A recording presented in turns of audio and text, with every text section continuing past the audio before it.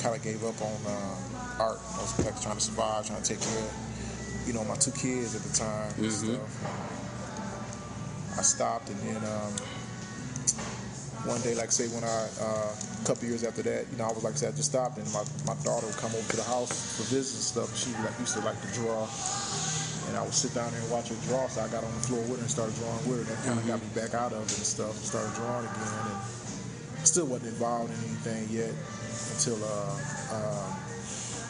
when I moved to this town called Bowling Green. I started getting involved in stuff down there, and started to get involved. Went back to school, took up the art classes to kick myself in the butt and start painting again. So you found your own ways to get back into it and stuff. So for the most part, I was kind of lost at that time. And then and all along you had a job somewhere doing something. Oh yeah, working a full-time job. So yeah. And that was the 90s. Yeah, pretty much the 90s. Yeah. So what spurred that interest in coming to Atlanta? Well, my wife is that's another whole other story. Now, when I got back into art, I was I had a studio at one of my friends' spot, and it was one of the friends I went to high school with and art school with. And let me take it back. Take it back. So I met my second wife, my wife now. I met her at this festival in Toledo called the OS 10 Festival, and she knew my friend who had that studio I was at and stuff. So he knew her, and we went up there and started talking to her. But I was in the side, really wasn't saying anything, but I was talking, not really talking to her.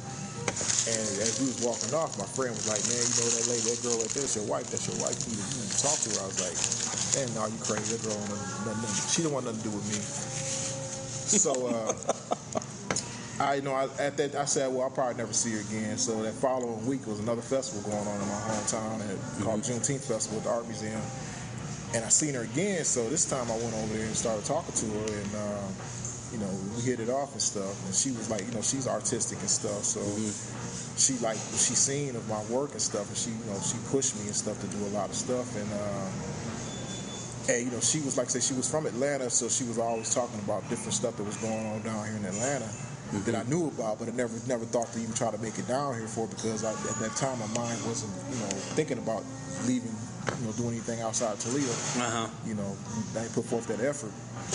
So when we got married, we had our honeymoon down here for the National Black Arts Festival that was going on at the time. So I got involved in some stuff with that, and then like I said, I got a chance to be a part of a show in New York because of her, because of the fact that in order to be a part of that show in New York, I had to be a part of a group. So I had to go up to Detroit and join a group up there called NCA, and we got a chance to do a show in New York, do a show here in Atlanta. Okay. And then she had an opportunity to move back to Atlanta, because she was planning on moving back to Atlanta before she met me, but then she met me, so she was stuck in Toledo for another couple of years.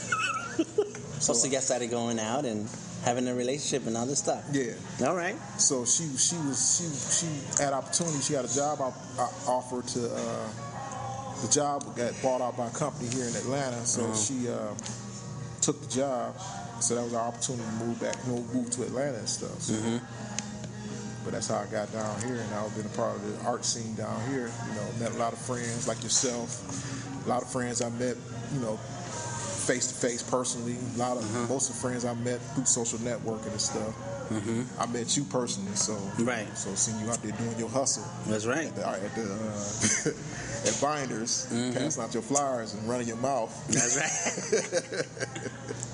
And then seeing you over in Castleberry and stuff. So that's why we get along. We like to run our mouths. Yeah. So. Okay. So that's how I got involved in the Atlanta art scene and stuff. So. And you still go back to Toledo and do art stuff over there. Yeah. I got, like I said, I still got.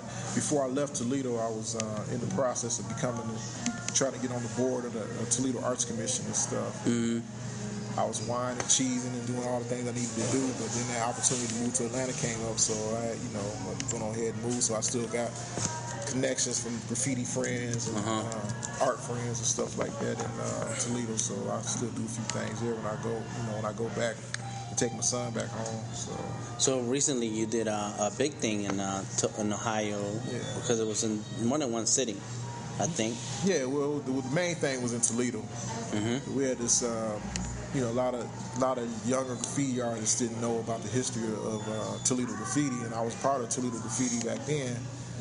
So we got together, me and this guy named Jerry Hazard, a guy named Tragic Chris Paredes, and Chad Watts, and we all got together to get this legal wall in Toledo where we did this piece called Voltron, and it was because of all of us coming from because my friend Jerry Hazard came from New Mexico to do this piece, and I came from Atlanta, and Chris Paredes, Tragic, and Havoc, Chad Watts, they still live in Toledo, so we all got together to do this wall.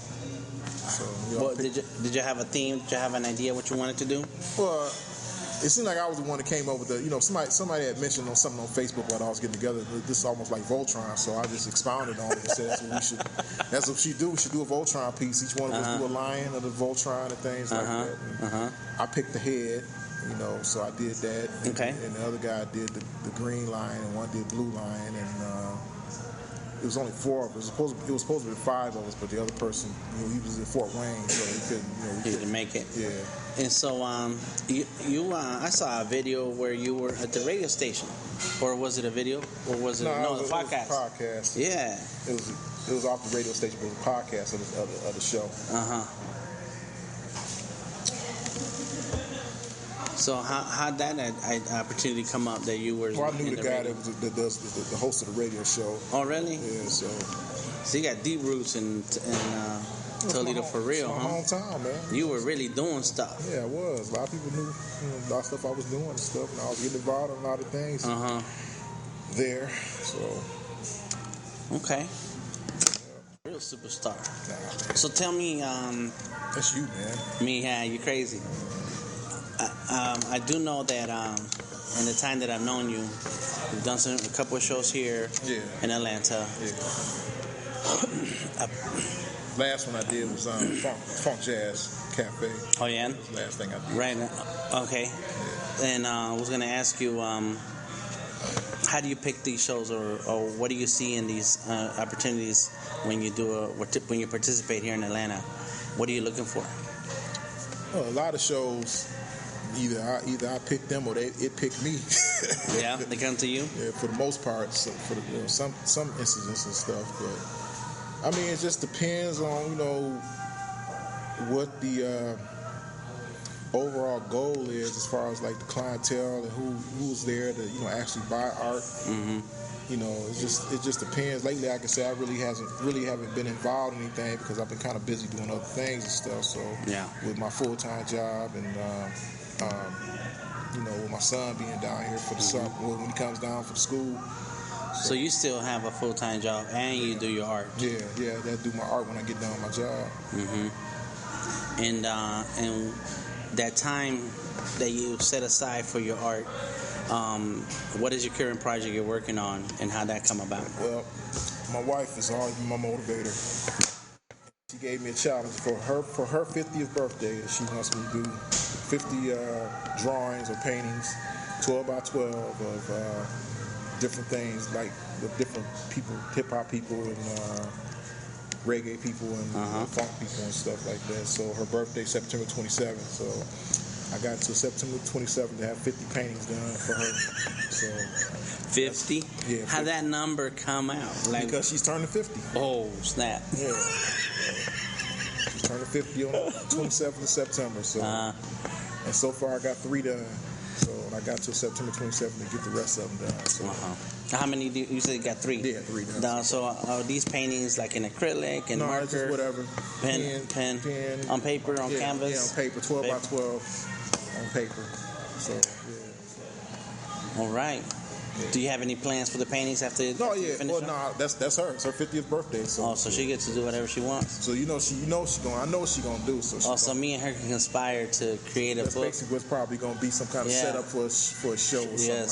So but that's my motivator. So. That's good. Yeah. Because I believe in your skills. I know you're talented, and I love your artwork, and I think you're a great guy. Appreciate it. You gonna buy something from me instead of me giving you stuff now? I'm gonna support you. Yeah, I'm gonna support you.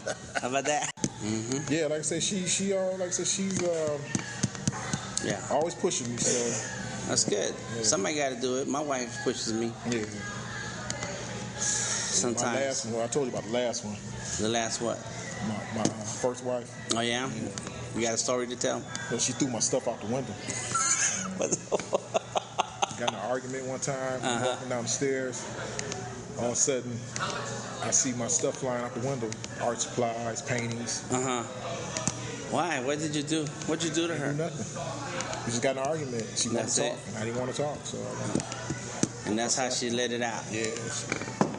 Dang it. So go from people throwing stuff out the window to somebody pushing me to do more. That's good. So I said, what for her? Like I said, I wouldn't have did that show in New York. I wouldn't be down here. Wouldn't be going to Miami. Doing stuff in Miami. Yeah. That's good. We all need somebody to keep us focused. Wasn't for her, I wouldn't have met you. Yeah? You wouldn't have gone to the drawing sessions? I wouldn't have went to drawing sessions. Well, you wouldn't be here in Atlanta. I wouldn't be in Atlanta. Yeah. Because that's where I met you at the drawing sessions with W. W and all. Yeah. Okay. So, what are your personal goals when it comes to this art thing? Because I know you're creating those 50 pieces, but you also have a bunch of other artwork that you created throughout the years. And what do you see? What do you see yourself doing with your art beyond what you've done now? Like, does it include solo art shows? Yeah, solos. Try to get involved in more in shows like Art Basel, going down there doing things there. Maybe possibly going to Europe, doing stuff in Europe and Asia. The world. Yeah. Try to be more international. I mean, whereas you can still be international because everything's on the internet now. But just getting to those places and seeing those things and stuff. Like say after my son graduates, to see what happens after that, and then try to, So you're still here right now because he's here with you. Yeah. Once he gets grown and he's out, you out. Yeah. Doing some traveling, checking out some stuff. Okay. Trying to get more involved and, like I say, more involved in the art scene overall. Branding myself so everybody know who Wade is. That's right. It's all about branding. So, where can people see some of your artwork on Instagram? What's your Instagram? Mr. Wade. Wait a minute. Take that. Wade art page. Wade A. Harrison art page on Instagram. Wade A. Harrison. Wade A. Harrison art page. Art page on Instagram. That's long, man. Come on, man. What's your middle name? Anthony. Anthony, really? Wow, I didn't know that. We're staying out for the other Wades out there. There's more? Yeah, there's another Wade out there. Plenty of them out there. What? They're not artists. Are they artists? Some of them are. Yeah? Some of them are lawyers. What? Some of them might come up as criminals. Wow. You got a whole gang of them. Some out there is wanted or something like that. Wow. Yeah. So Wade A. Harrison art page on Instagram. On Instagram. Yes, very cool. All right, Wade. Well, thank you very much for your time, brother. Yeah, appreciate it, man. Yeah? All right. I know you're a big supporter of Artist King. Artist King supports you, too. Yeah, appreciate that, man. All right. Where my money at?